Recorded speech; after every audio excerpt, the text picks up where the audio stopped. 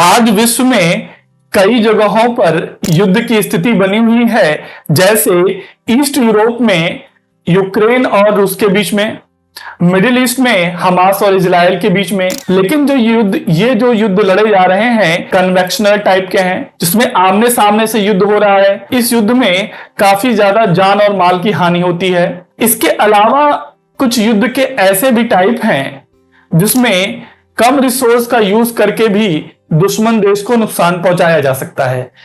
इसी तरह का एक टाइप है जिसे हम बोलते हैं ग्रे वॉर जोन फेयर। इसमें हम ऐसी टेक्निक का यूज करते हैं जिसमें हम जो दुश्मन देश है उसको अलर्ट किए बिना और उससे लड़े बिना जो है उसको नुकसान पहुंचाते हैं प्रॉक्सी वॉर के थ्रू। यह एक अनकन्वेंशनल वॉर है जिसमें हम ऐसे टूल और टेक्निक का यूज करते हैं जैसे cyber attack, biological attack, economic pressure. इस तरह के टूल यूज करके हम उसको नुकसान पहुंचाने का यूज करते हैं। तो ये एक तरह का प्रॉक्सी वॉर होता है। तो ये तो बात रही हमारी ग्रे वॉर जोन वॉरफेयर की। इसका अब ये देखते हैं ये क्यों न्यूज में आया।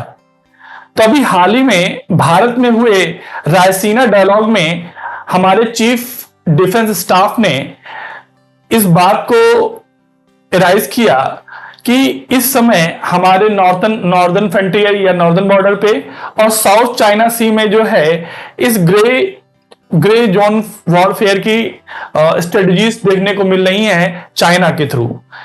इसमें चाइना क्या कर रहा है, अपनी एक सलामी स्लाइसिंग स्ट्रेटजी के थ्रू वो उन बॉर्डर एरिया में ग्रेजुअली तरीके से धीरे धीरे कब्जा कर रहा है और अपनी सीमाओं को बढ़ाता जा रहा है। और इसमें इस टेक्निक में ये यूज किया देखा जाता है कि हमें तब तक अपना एफर्ट जारी रखना है जब तक हमारा अपोनेंट जो है उसके अंदर एंडोरेंस जो है या उसकी सहन शक्ति जो सीमा है वो समाप्त ना हो जाए। तो ग्रेजुअली तरीके से वो क्या करता है, अपनी छुटपुट माइनर मिलिट्री एक्टिविटीज जारी रखता है और धीरे धीरे जो है अपनी जो बॉर्डर है, जो बॉर्डर लिमिट है, बॉर्डर जो सीमा है उसको क्या करता है, बढ़ाता जाता है।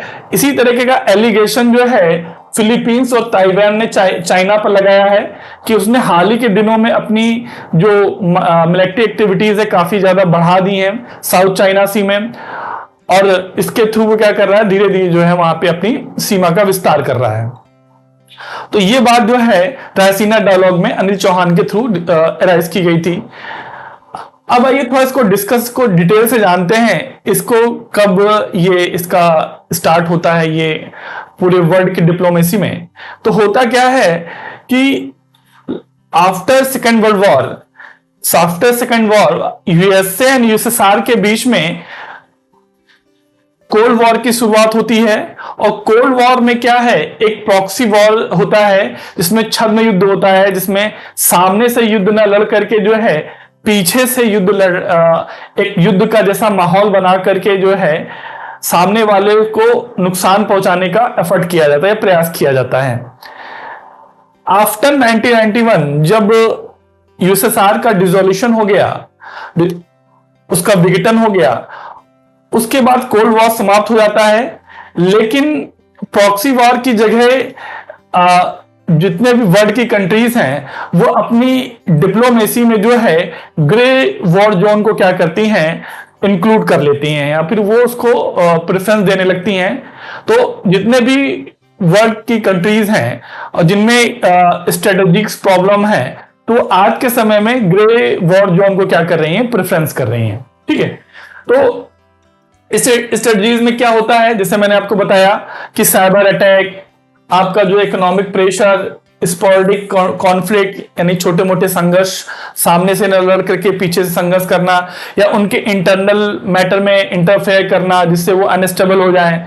तो इस तरह के प्रॉक्सी वॉर को यूज किया जाता है इस ग्रे वॉर जोन फेयर में। ठीक है, अब ये देखा जाए कि वर्तमान में ज्यादातर देश इसको प्रिफर क्यों कर रहे हैं, क्यों वो ग्रे वॉर जोन फेयर को ज्यादा क्या कर रहे हैं, इंपॉर्टेंस दे रहे हैं। एक्चुअली में जो ग्रे वॉर जोन फेयर होता है ये एक तरीके का एक ऐसी कंडीशन होती है जो कि ना तो फुल्ली पीस होती है और ना ही फुल्ली क्या होता है, वॉर जैसी कंडीशन होती है। ये एक बीच की कंडीशन होती है जहां पर देश जो है अपने स्ट्रेटेजिक इंटरेस्ट को क्या करते हैं, फुलफिल करने के लिए जो है दूसरे टेक्निक्स का दूसरे तरीकों का यूज करते हैं। उनका उद्देश्य होता है अपने स्ट्रेटेजिक इंटरेस्ट को फुलफिल करना। तो वो ना वो ना युद्ध की स्थिति होती है और ना वो शांति की स्थिति होती है, और इसी स्थिति को बोला जाता है आपका ग्रे जोन या ग्रे जोन वॉरफेयर। ठीक है, अब ज्यादातर देश इसको प्रेफर क्यों कर रहे हैं? एक्चुअली में क्या है कि जो वर्तमान या जो करंट एरा है वो एटॉमिक एरा है, यानी ज्यादातर देशों के पास जो है वो एटॉमिक पावर है। तो एटॉमिक पावर होने की वजह से देश आमने सामने से नहीं लड़ना चाहते हैं, क्योंकि इसकी कॉस्टिंग बहुत ज्यादा है और इसका जोखिम भी बहुत ज्यादा है, इसका नुकसान बहुत ज्यादा है अगर एटॉमिक वॉर होता है। साथ साथ ग्लोबलाइजेशन के दौर में हर देश के अपने कुछ इकोनॉमिक इंटरेस्ट हैं, यानी आर्थिक हित हैं, और वो बिना अपने आर्थिक हितों को नुकसान पहुंचाए बिना अपने स्ट्रेटेजिक इंटरेस्ट को पूरा करना चाह रहा है।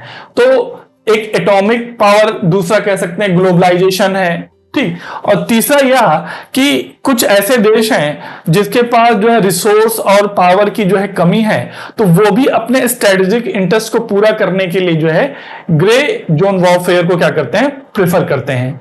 हाल ही में एक स्टडीज है पैसिफिक फोरम की, जो कि आपका विदेशी नीति या फॉरेन पॉलिसीज पे अपनी रिपोर्ट प्रकाशित करती है। पैसिफिक फोरम ने अपनी रिपोर्ट प्रकाशित की कि अमेरिका भी जो है चाइना के लिए इस तरह की ग्रे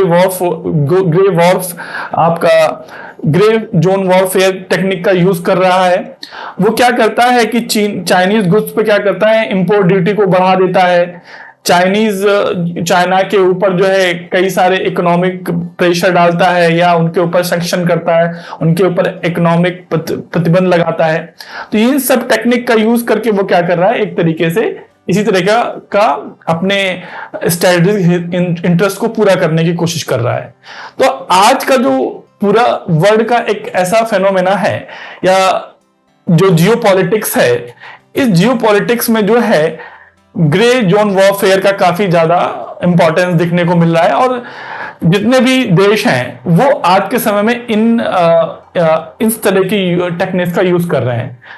तो भारत को इस संदर्भ में काफी सतर्क और अलर्ट रहने की रिक्वायरमेंट है, क्योंकि उसके पड़ोसी देश इस तरह की स्ट्रेटजी का यूज कर रहे हैं। ठीक है, तो ये तो रही आपकी ग्रे जोन वॉरफेयर की टेक्निक और रणनीति, जिसके बारे में हम लोगों ने अभी डिस्कस किया। तो इसी तरह के वीडियोस को देखने के लिए आप जन स्टडी को फॉलो कीजिए और सब्सक्राइब कीजिए। Thanks for watching.